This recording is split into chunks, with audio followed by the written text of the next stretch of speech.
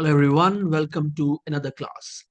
I welcome all my lovely entrepreneurs of 12th grade to today's class. और बच्चों आज की क्लास है from the last unit of your book and this is the first class and the title of today's class is Capital Markets. और आज हम start करने वाले हैं unit 6 that is resource mobilisation. देखिए कितना अच्छा सफर रहा ना. हमने यूनिट 1 खत्म किया, यूनिट 2 खत्म किया, यूनिट 3 खत्म किया, 4 खत्म किया, 5 खत्म किया and now we are the last unit. हर चीज हमने डिटेल में करी, डिटेल में पढ़ी. आप लोगों ने बहुत सारा प्यार दिया और हमने इस बात को ना समझा भी. हमने इस चीज को फील भी किया that how much students started liking our classes. And this is just a beginning. This is just a beginning. The moment we'll end up with the entrepreneurship courses, we are going to start, courses with other subjects as well very soon. So let's start today's class on capital markets. And dear students, in today's class, we are going to talk about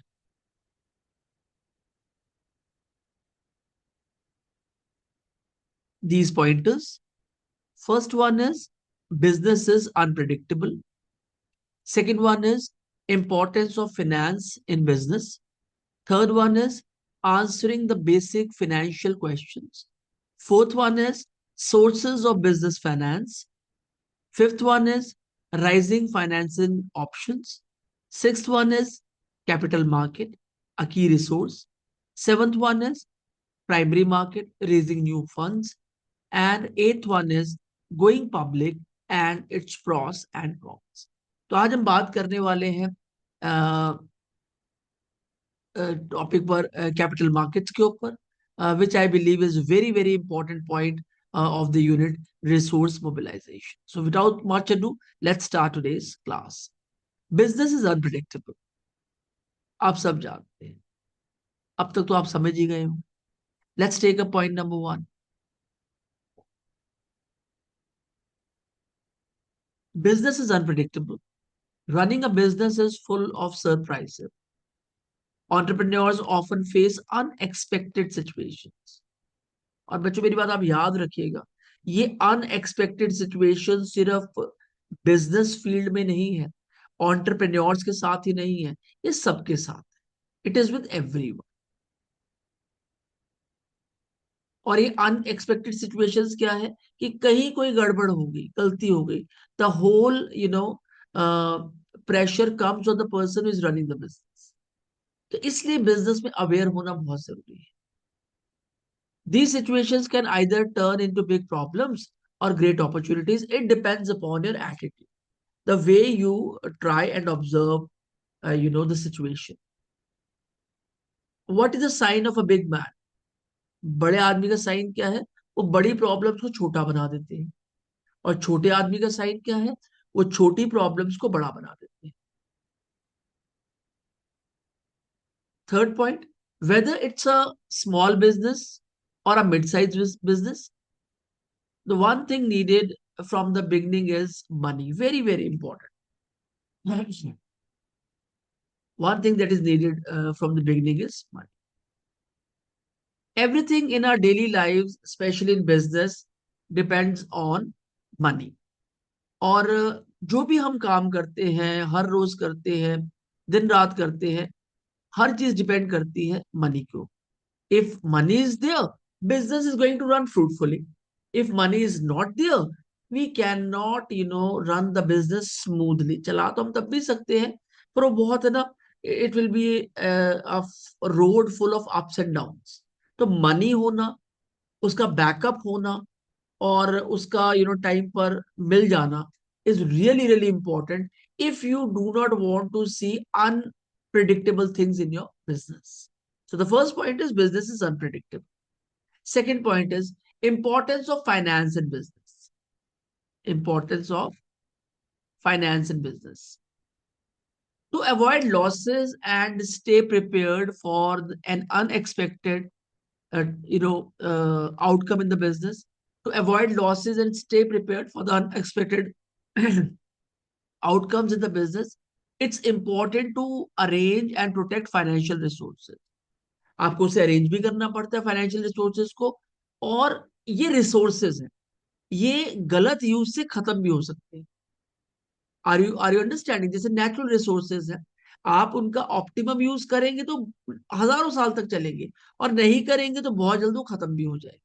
तो likewise, you know, finance is also a resource, and you should learn the right ways of using these resources for your work. Okay. Second point. Finance means the money needed by people, businesses, or the government. It works like oil in a machine. मैंने पहले से इसे highlight किया हुआ। जैसे आप किसी भी टाइटन मशीन में अगर आप ऑयल डालते हैं, मस्टर्ड ऑयल डालते हैं, या कोई ऑटोमोटिव स्प्रे करते हैं, तो वो इट स्टार्ट्स रनिंग स्मूथली। तो ये जीवन में हर जगह होता है। आपको पता है, जब आपके पास पैसा होता है ना, आपके पास एक सबसे स्ट्रांग चीज होती है, मनी इक्वल्स टू, मैं लिख देता हूं यहां पे, money equals to, money equals to decision making power. आपके पास है ना, डिसीजंस लेने की पावर आ जाती है, डिसीजंस टेकिंग और डिसीजन मेकिंग पावर। और जब पैसा नहीं होता है तो it is very difficult for you to take decisions, or business is full of decisions one after another. Finance helps in starting new businesses and growing them. Right from getting an idea, money is needed to promote the business. जैसे idea आपके पास आता है, you require money. Buy equipment, do market research, develop products, run operations, and handle surprise expense. तो किस किस काम आता है बिजनेस मनी आपके? To buy equipments, market research, to develop new products, run operations, and handle surprise expenses. और ये मेरी बात आप याद रखिएगा, ये होता है, इट इज इनएविटेबल, ये होके रहता है कि आपको कई बार इक्विपमेंट की जरूरत पड़ जाती है, मार्केट रिसर्च करना पड़ता है, primary as well as secondary. You need to develop products, you need to run operations and handle surprise expense. Surprise expense.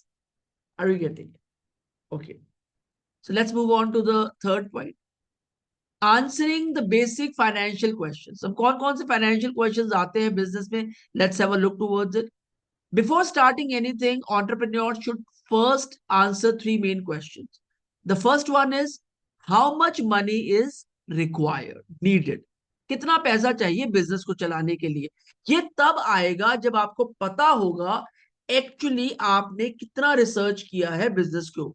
ये हैफ एजर्टली नहीं होता कि मुझे आप 5 लाख दे दो मैं बिजनेस स्टार्ट कर लूंगा। भाई आपको पता हो कि आपने सर्विसेज देनी है, आपने प्रोडक्शन करनी है, उस हिसाब से आप रिसर्च करके you can finalise that how much money is needed. Second point is, where will the money come from? पैसा कहां से आएगा? Third point is, when is the money required? और ये पैसे की जरूरत मुझे कब पड़ने वाली है? पैसे की जरूरत मुझे कब पड़ने वाली है? To answer these, one must list all the assets the business needs and find out the total cost. और ऐसा करने के लिए आपके पास वो पूरी लिस्ट होनी चाहिए जिसमें बिजनेस एसेट्स की जो रिक्वायरमेंट है, जो भी एसेट्स रिक्वायर्ड है बिजनेस के द्वारा, उसकी लिस्ट होनी चाहिए जो बिजनेस में जरूरत है। And then you find out the total cost, then they can decide how to arrange the money. पहले आपको पता हो कि आपको क्या चाहिए, और फिर आपको ये पता हो कि पैसा उसके लिए कैसे अरेंज करना है। मैं आपको बहुत ब्यूटीफुल कॉन्सेप्ट बताता हूँ बच्चों यहाँ पे।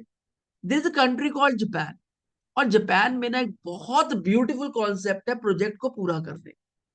फॉर एग्जाम्पल, एक व्यक्ति हाउस होल्ड चोर्स कर रहा है, एक व्यक्ति, मैं सिंपल एग्जाम्पल से बता रहा हूँ, और उस व्यक्ति को हाउस होल्ड चोर्स करने के लिए, for example, he has to mop, और उसे ब्रूम करना है घर को, और वॉश द यूटेंसिल, सब चीजें करनी। अब जापानीज क्या कहते हैं, भैया पहले आप ये देख लो आपको क्या क्या चीजें करनी है, और उसके हिसाब से टूल्स अरेंज कर लो। आपने टूल्स अरेंज कर लिए, अब आपको पता है क्या क्या चीजें करनी है। आपका काम है ना, वही जो काम 2 घंटे में होना तो आपका 15 मिनट में हो जाए। अब लोग क्या करते हैं, काम शुरू कर देते हैं, उन्हें यही नहीं पता होता कि टूल्स क्या चाहिए, उन्हें यही नहीं पता होता कितना वक्त लगेगा, तो काम शुरू कर देते हैं without tools, and ultimately they have to leave the work to find out the tools, they restart, and then they waste a lot of money.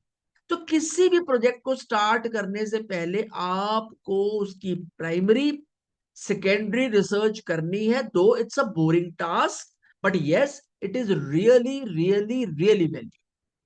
जैसे जो बुक है डीप वर्क, उसके अंदर लिखा हुआ है that entrepreneurs they have to accept the boredom, बोरियत को एक्सेप्ट करना पड़ेगा, उसके बाद business grow. Are we getting it? So answering these basic financial questions: how much money is needed, where will the money come from, and when is the money required? Sources of business finance: there are two main ways to get money for the businesses. Internal sources, अपना पैसा लगा दो. External sources, बाहर से पैसा ले लो. Most small businesses owners do not have enough of their own money, so they rely on external sources. These sources come with different responsibilities and benefits. अब आप किसी से दूसरे से पैसा लोगे तो वो आपको ऐसे ही दे दे, वो इंटरेस्ट चार्ज करेगा, आपको टाइमलाइन देगा, भैया पैसा इस टाइम पे वापस करना है। हाँ, और उसके बेनिफिट्स भी है। लोग क्रेडिट कार्ड से आप देख रहे परचेज करते हैं, एकदम आपने स्वाइप किया कार्ड, एकदम आपके उस टाइम पर प्रॉब्लम रिजॉल्व हो गई, पर आपको आपके ऊपर कर चढ़ जाता है, फिर आपको इंटरेस्ट पे करना पड़ता है। उसके बेनिफिट्स भी है और उसके डिफरेंट आउटकम्स भी है। Some entrepreneurs even give up part of their business ownership in exchange for money to help their business grow. और लोग तो इतने एक्सट्रीम तक चले जाते हैं कि अपने बिजनेस का एक पार्ट 20% स्टेक पे रख देते हैं ताकि उन्हें पैसा मिल सके और वो बिजनेस को ग्रो करा सके। वो कहेंगे 80% business is enough for me, 20% चाहे कोई ले ले। Likewise these are sources of business man. जिनका चल रहा है उनका चल रहा है क्योंकि उन्होंने बहुत टाइम पहले स्टार्ट किया हुआ था, और जिनका नहीं चल रहा है for that they need to.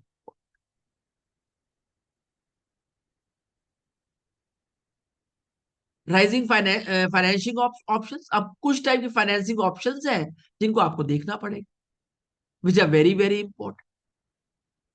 Capital markets, angel investors, venture capital and special financial institutions. और मैंने सबका एग्जाम्पल आपके साथ बच्चों यहां पे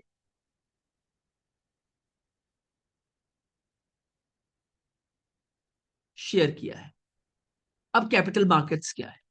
Markets where buyers and sellers trade financial securities like share and bonds.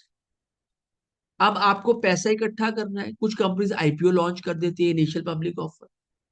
कुछ कंपनीज एंजल इन्वेस्टर से पैसा लेती है। तो कैसे कैसे इकट्ठा किया जाता है, let's have a look towards it. Capital markets में क्या होता है? Market, these are the markets where buyers and sellers trade financial securities like shares and bonds. यहाँ पे फाइनेंशियल सिक्योरिटीज शेयर्स और बॉन्ड्स के रूप में ट्रेड की जाती है, खरीदी और बेची जाती है। जिसके एग्जांपल्स हैं BSc and NSC. BSc stands for Bombay stock exchange and NSC stands for national stock exchange. In Bombay Stock Exchange, a major Indian stock exchange where shares of publicly listed companies are traded, यहाँ पर shares को trade किया जाता है। और national stock exchange है NSC, another leading stock exchange in India offering a platform for trading in equities, bonds and derivatives। और यहाँ पर भी फाइनेंशियल सिक्योरिटीज को in the form of equities, in the form of bonds and derivatives trade किया जाता है। तो अगर कैपिटल मार्केट्स की बात करनी है तो हम दो तरीके से फाइनेंस रेज कर सकते हैं, by trading shares, equities and derivatives through Bombay stock exchange और नेशनल स्टॉक एक्सचेंज। तो ये बात हो गई कैपिटल मार्केट्स की। अब हम बात करते हैं angel investors.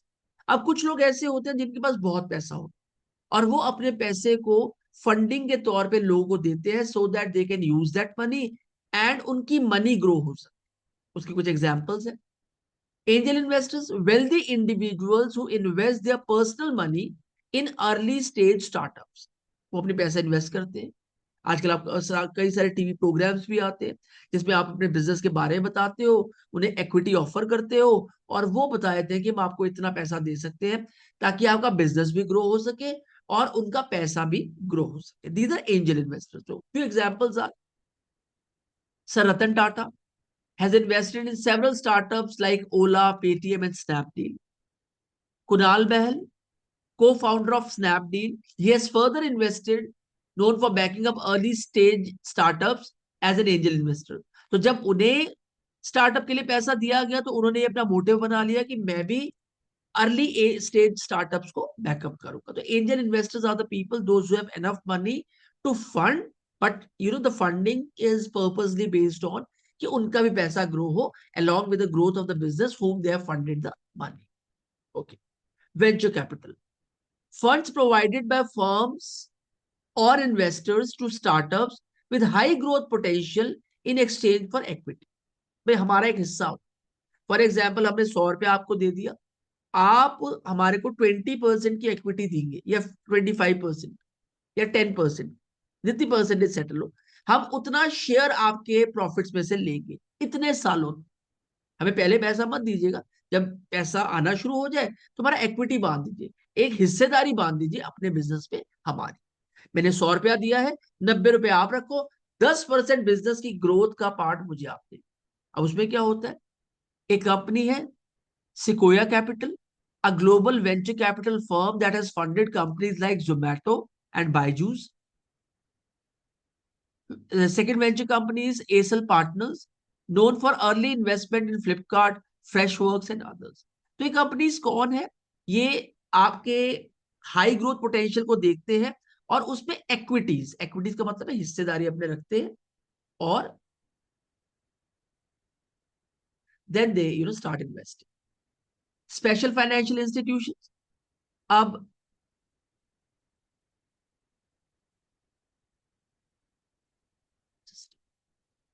special financial institutions, government established institutions that provide financial assistance to specific sectors for development. For example, SIDBI and NABARD.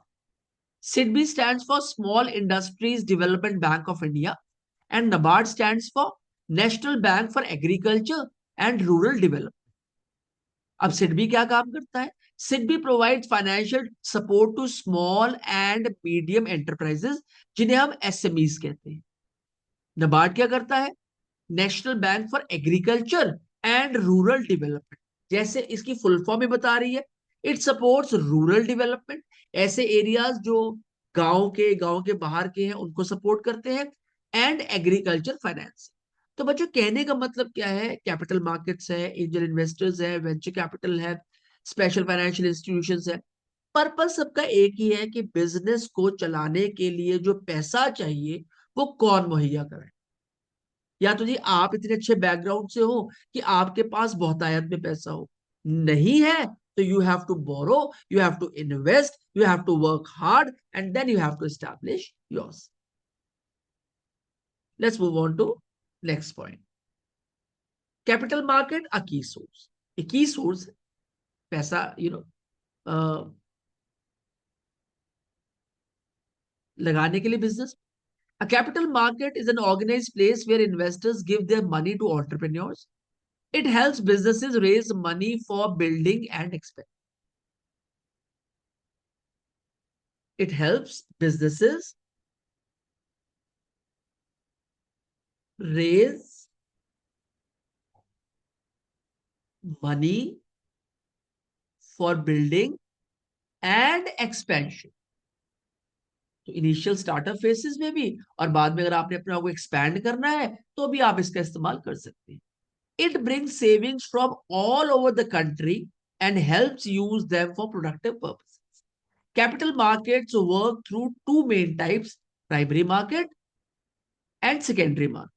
Primary market is for new shares and secondary market is for buying and selling existing shares. तो जो point है बहुत important जिसे मैं highlight करना चाह रहा हूं, it brings savings from all over the country and help us use them for productive purposes. तो जितना भी सेविंग्स आप डालते हैं, आपको लगता है आपको इंटरेस्ट मिल रहा है, उस सेविंग का बच्चों इस्तेमाल किया जाता है बिजनेसेस में इन्वेस्ट करने के, ताकि वो सेविंग्स जो आप इन्वेस्ट कर रहे हैं वो बढ़ सके और प्रोडक्टिव पर्पसेस पे यूज हो सके. इसके दो तरीके हैं, एक आप पैसा इकट्ठा कर सकते हैं प्राइमरी मार्केट से by selling new shares, and from secondary market for buying and selling existing shares. अब primary markets for raising new funds, let's have a look towards them. In the primary market, businesses raise money by offering new shares to the public. Primary market में businesses shares कैसे उठाते हैं? वो नए shares public को offer करते हैं. This is often done when a company starts और वांट्स टू एक्सपैंड. बच्चों, कोई भी कंपनी इनिशियली अपने शेयर्स लॉन्च नहीं कर, but yes, when they want to expand, grow, and want people to involve or input their money in the company, they you know start offering shares to the public.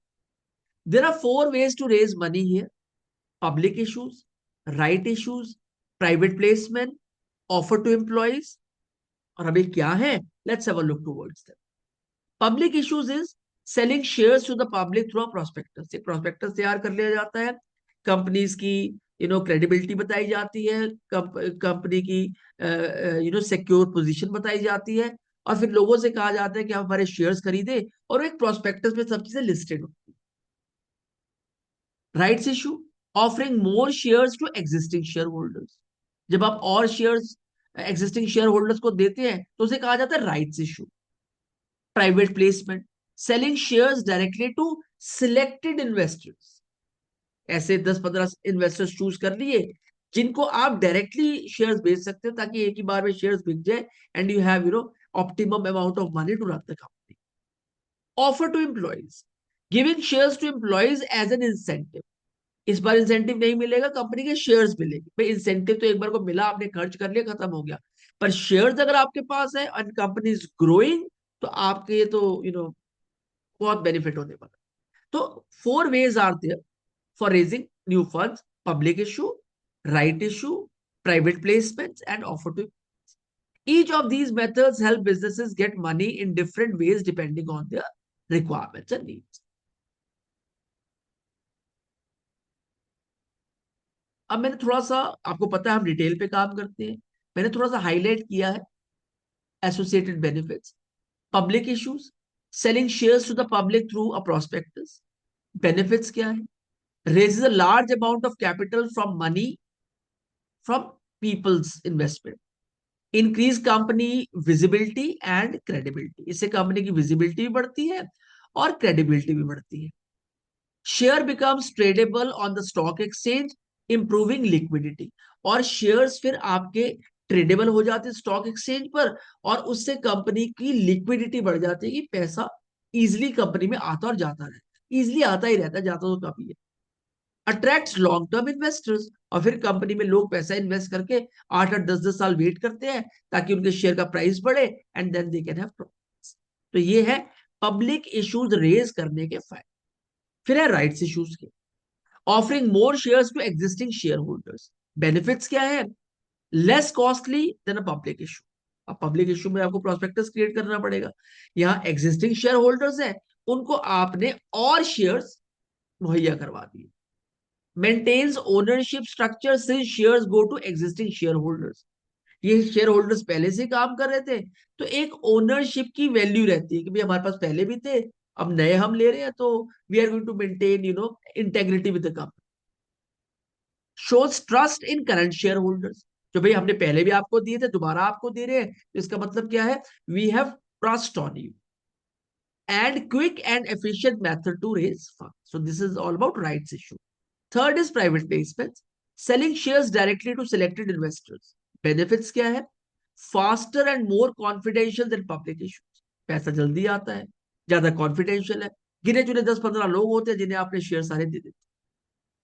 Less regulatory requirements, ज्यादा regulation की जरूरत ही नहीं. Third, bring strategic investors who में add value.